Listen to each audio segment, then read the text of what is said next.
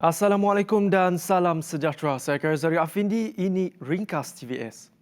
Kesiapsiagaan Jabatan Bomba dan Penyelamat Malaysia JBPM Sarawak menghadapi musim tengkujuh berjalan lancar. Pengarah JBPM Sarawak Khairuddin Rahman berkata, dengan pematuhan kepada prosedur operasi standard SOP yang disediakan, segala operasi penyelamatan dan susun atur pemindahan mangsa jika diperlukan boleh dijalankan tanpa menimbulkan kegusaran kepada mangsa. Dan dalam bot-bot penyelamat kita, lori penyelamat kita sediakan juga supaya mangsa yang kita pindah besok ataupun mangsa bakal yang tidak ada perlu kita kena ubat supaya tidak timbul kegusaran di mangsa lain. Sebab bila mangsa lain pakai penutup muka, mangsa datang tak suka, dia risau. Kegusaran ini dapat kita tandangi bila kita bekalkan anggota dengan tambahan ni dan juga bukan satu cabaran lah.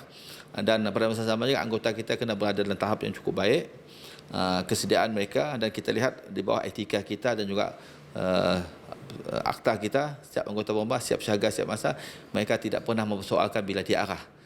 Beliau berkata demikian setelah menjadi tetamu untuk rancangan Bual Bicara Sejahtera Asia terbitan TVS. Katanya lagi 4 perintah tetap turut dilaksanakan JBPM Sarawak bagi memastikan kelancaran proses pemindahan mangsa. Perintah tetap operasi banjir 9/2019, langkah kesiapsiagaan persediaan menghadapi musim banjir tahun 2020 dan langkah kesiapsiagaan persediaan menghadapi musim banjir dalam konteks pandemik COVID-19 dan juga pelan atur gerak sumber manusia dan logistik.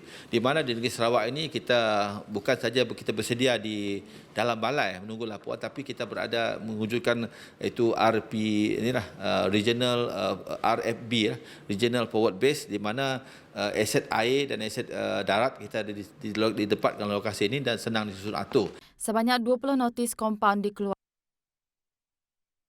Hanya libatkan kehadiran kira-kira 1,000 belia, sambutan Hari Belia Peringkat Negeri Sarawak 2020 akan diadakan dalam norma baharu.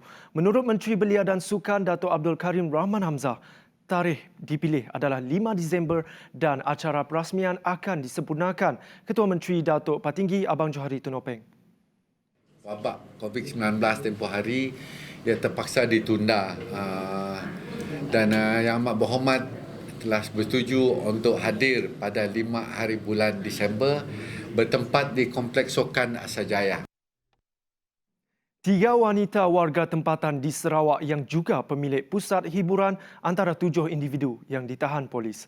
Jawatan Kuasa Pengurusan Bencana Negeri JPPN Sarawak mendedahkan ketiga-tiga wanita itu ditahan di Sibu kerana gagal mematuhi prosedur operasi standard SOP.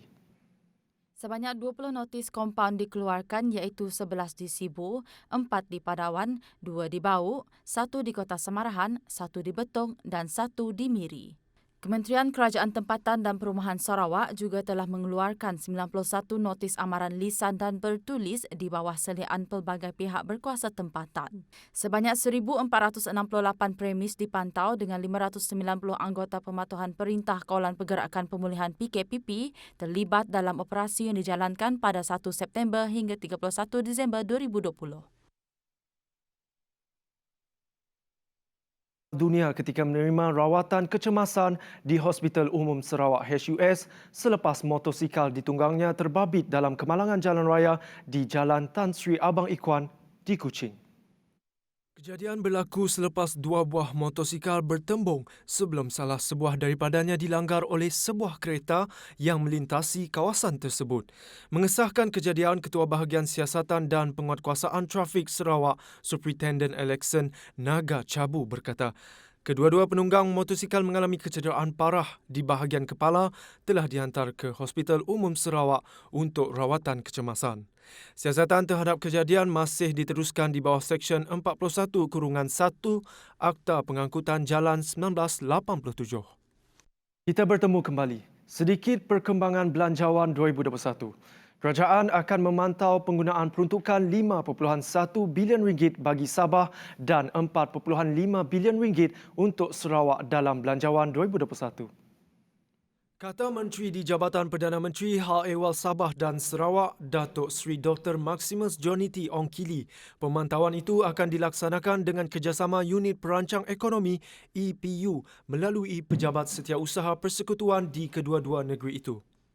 Dan kami berharap sebahagian daripada ahli yang berhormat boleh dilibatkan dalam memberi input dalam mesyuarat yang akan dibincangkan.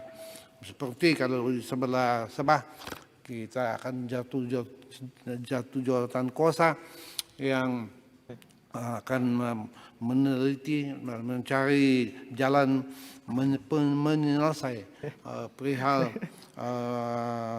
PTI. Dan juga hal yang belum selesai, yaitu equal status, semana ini akan memerlukan perjumpaan dan consultation bersama. Pewujudan bahagian hal ehwal Sabah dan Sarawak di bawah Jabatan Perdana Menteri buat pertama kali adalah dikhususkan untuk meneliti hak dan hak kedua-dua negeri itu serta perkara-perkara yang difikirkan rakyat dan kerajaan negeri. Saya rasa ini first time Sabah dan Sarawak matters are placed officially like a ministry. And I think we are confident the Prime Minister is more than not only able, but he really wants to do something for Sabah Sarawak.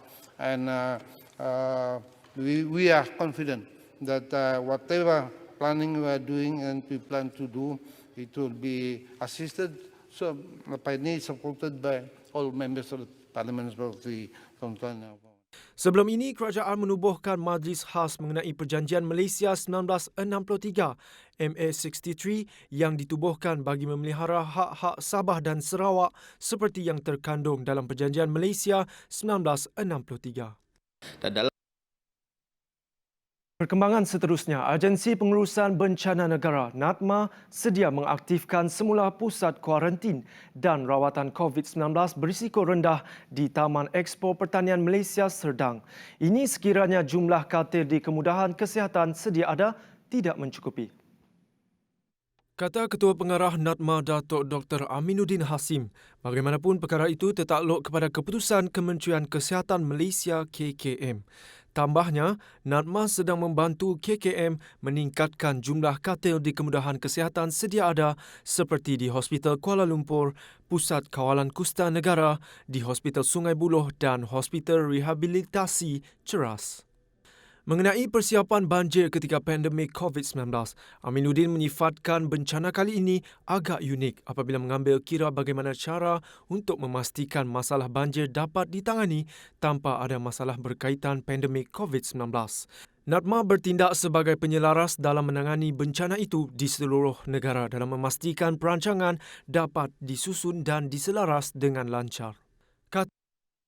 Laporan itu tadi mengakhiri ringkas TVS untuk jam ini. Teruskan kesetiaan anda bersama kami. Kepada semua pemandu, sentiasa berwaspada dengan penunggang motosikal semasa memandu. Pastikan anda sentiasa melihat titik kabur untuk melihat kedudukan mereka dengan lebih jelas. Dan ingat, peperangan kita menentang COVID-19 masih belum selesai. Jaga kebersihan diri, jaga penjarakan fizikal dan patuhi SOP yang telah ditetapkan. Kita mampu melakukannya. Saya Garzaya Afindi, salam hormat dan jumpa lagi.